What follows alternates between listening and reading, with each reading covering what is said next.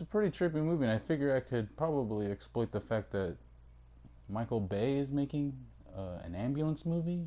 And I looked into it. It has nothing to do with this one, but I mean, I will be saying his name a few times just to get that hashtag.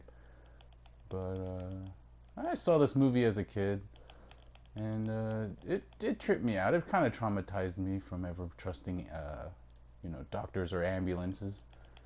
And hopefully you'll feel the same way too. The movie starts off pretty eerie. It's got this like 1980s like noir vibe going on, but it also with sirens. So that's clever. Yeah, I want to know who did that. I looked it up, and yeah, it was just some guy who did a lot of Star Trek music. Uh, but what surprised me, what I didn't know as a kid, was the cast it had. It had Stan Lee. It had Mufasa from The Lion King. What was his name? James Earl Jones. There we go. And they did all right. Like it was kind of a surprise. But the story kind of just starts off with these like two, just coming out of the '80s dudes with feathered hair, and already they're trying to get to some like they're trying to go do something. But this one guy, he's fixed. He's fixed on a woman he doesn't even know. He sees her walk by like every day or something, and he just follows her, talks to her, and she blows him off. But he doesn't take no for an answer, as was the custom of the time. And it's kind of weird what just grabbing shit and just buys it. It's like, yeah, here you go, and she doesn't want it, and I guess she's starting to come around, but that's when she just faints. Faints for no real reason. I can't remember why. She just faints, and he's there, and it's it's just something happens between them. Who is this guy? And an ambulance comes and takes her away. So he asks the drivers, "Hey, where are you taking her?" And they're vague. So, Saint Mary something, pal. And so he goes to work, and that's where you see Stan Lee, and he would, owner of a art studio for comics, and he's just playing himself, just being himself, before the cameos of Marvel today, just a guy just being himself.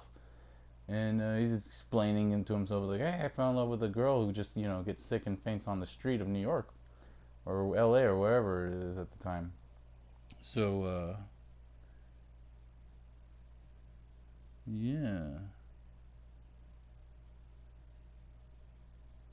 Well, anyways,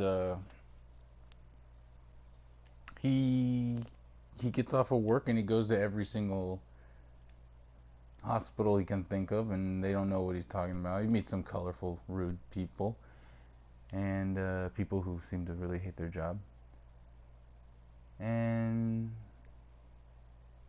oh man, it's kind of hard to read what I wrote down and play at the same time.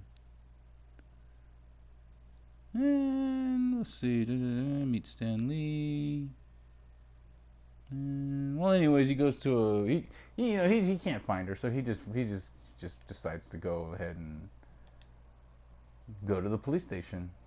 Just no last has no idea what their last name is, claiming to be this woman's friend. And this is where he meets James Earl Jones. And I was surprised, to even see him in this movie too. But yeah, man, he's something.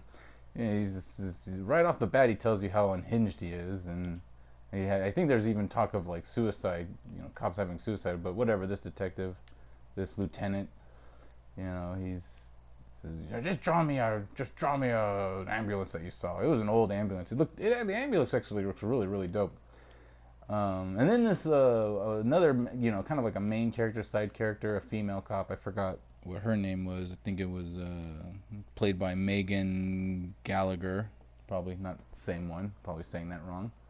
And Yeah, she believes him, but it was just an interesting scene. She comes in and she tells the James Earl Jones like, "Hey, you got a dentist appointment. Don't forget it." And he just freaks out. He just like screaming at her like, "How do you know I have a cavity before I even have it?"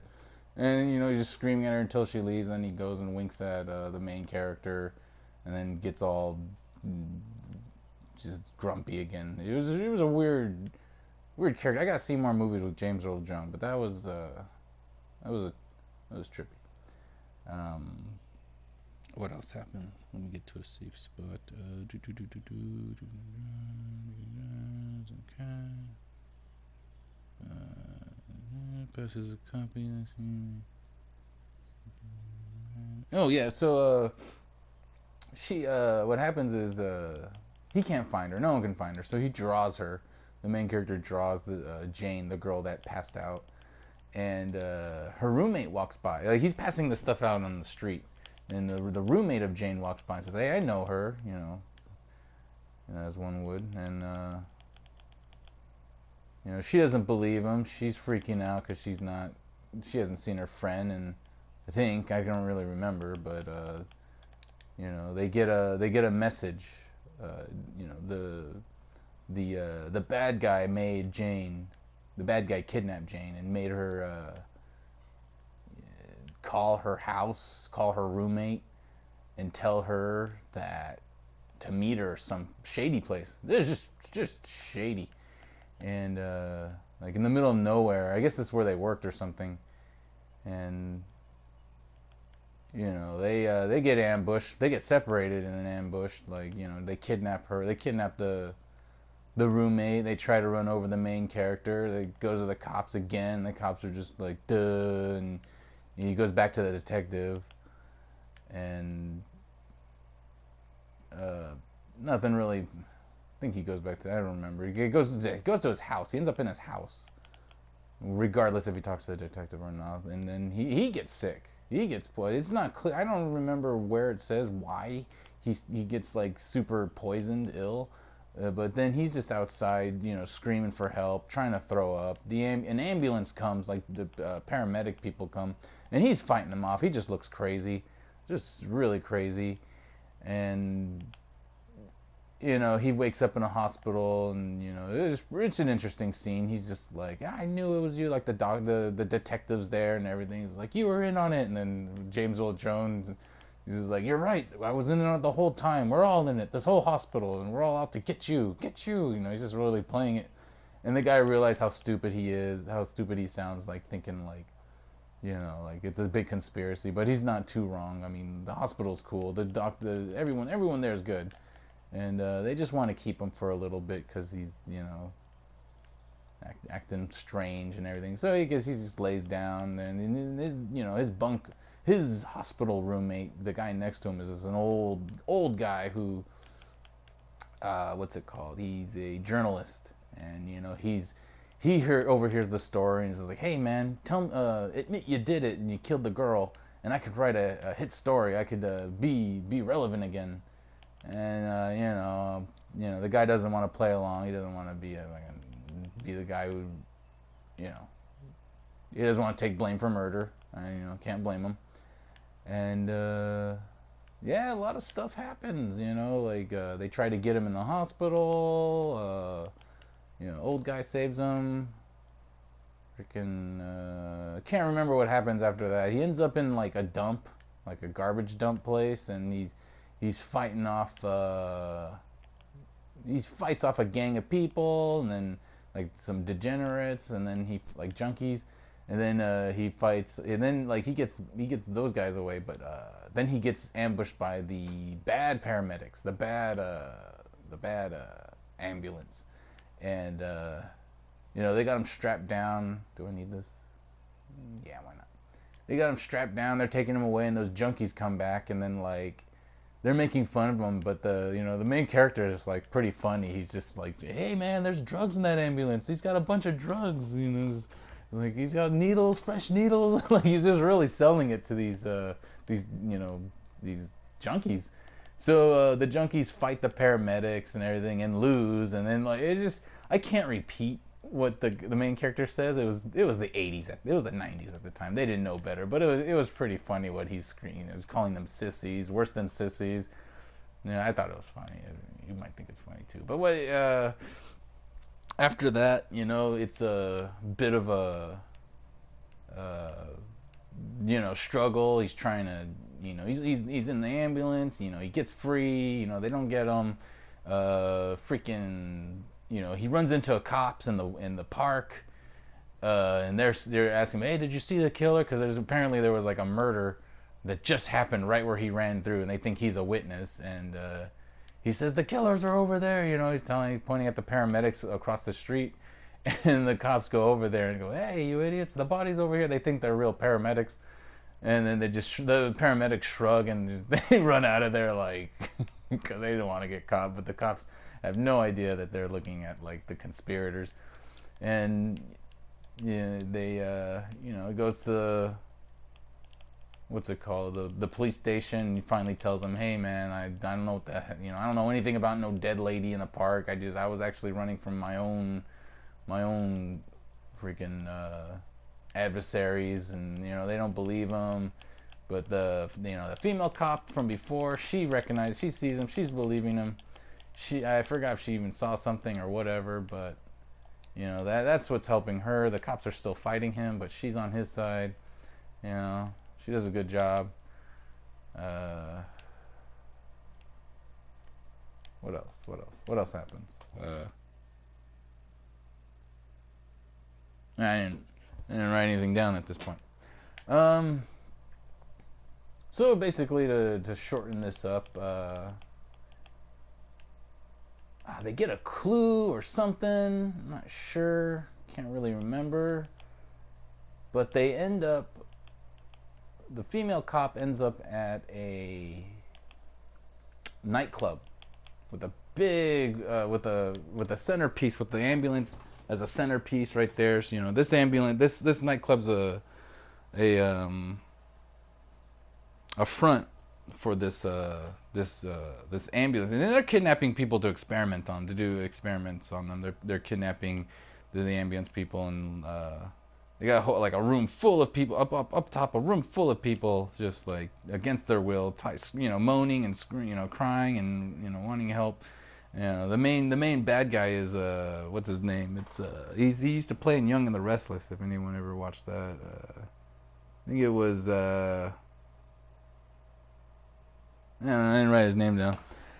He's pretty freaky, pretty creepy. He's just this creepy doctor who experiments on you. And so the female cop, they try to get her. She's alone. They try to get her, and she ends up shooting a gun. Everyone freaks out, and the real cops come, and they almost get run over by the paramedics or maybe the doctor was in the ambulance. He's just running them over, running people over and crap like that, and bails out of there. So they go up to the top floor. They rescue all the people. The main character finds Jane, the girl that got kidnapped in the beginning, and he's just like, man, I just had to see you, blah blah blah. And she goes, oh, I got a boyfriend. And then that was the end of that. He just walks out of there. He's just like, screw this. I risked my life this whole time just for she just to save someone else's girlfriend. But whatever, I would have called that a win anyways. He friggin' took down a whole conspiracy thing, But yeah, they pretty much leave. I mean, there's a cool scene where one of the cops is actually a bad guy and tries to cut him up, but the female cop becomes the hero. She does some badass moves, beats him up. So she's like a badass. It's pretty cool. And the main character and the female cop, they share a limo ride, I think, out of there or something. I think it was a limo. It looked like a limo, but they go home. They go to his apartment, and right outside they get attacked. They get run over. She gets hit and knocked out, ran over. The guy, I think, got ran over, but he's still moving. and you know the young and the restless bad guy, he's just trying to run over the main character. And this is when I was really tripping balls. You know, I was like pretty faded, and I was like, oh my god, this is the best movie ever at this point. And you know, he's running through. It reminded me of Twisted Metal for some reason. When like if it's just one car and a guy, like you know, like you can run him over. In Twisted Metal, you can run over a person. It's just kind of, I don't know why that reminded me of that. I mean, I guess I wish there was a Twisted Metal movie that wasn't Death Race, but that's a different video for another time. I mean, to wrap it up, he defeats the bad guy. You know, like he's running through this desert, like it's like the ghetto or district, like a business district where it's all like in the middle of the night. So he's screaming help, no one can see him, and he manages to beat the bad guy, and yeah, it was just a trippy movie I saw as a kid, and I always wanted to do a review on it. And now that they're making a movie, Ambulance by Michael Bay, which I wanted to do this review before I knew that was coming out. So, I don't have any proof, but them's the breaks. So, I guess that's about it. I don't remember if there was anything else I wanted to say about it. I mean, it was just an interesting movie, just a trippy movie. But, yeah, I guess that's it. I guess I'll just wrap it up, call this a movie review. I give it, 4 stars, I guess. I don't know. It just was an interesting movie. It was pretty interesting. Next, I'm probably gonna review Sonic 2. It's better than the first one. All right, thank you. Good night.